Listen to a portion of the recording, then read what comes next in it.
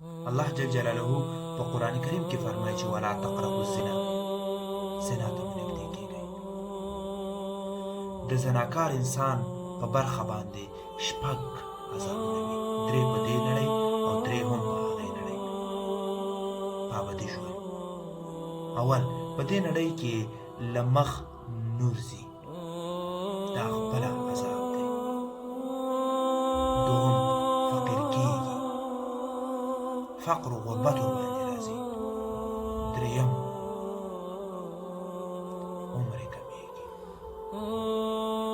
او په هغې نړۍ کې اولین ترین شی چې د الله جل جلاله د غصې قهر سبب ګرځي.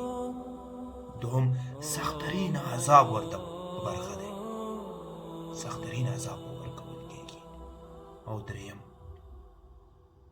جهنم ورته انتظار کوي، جهنم یې په برخه کېږي.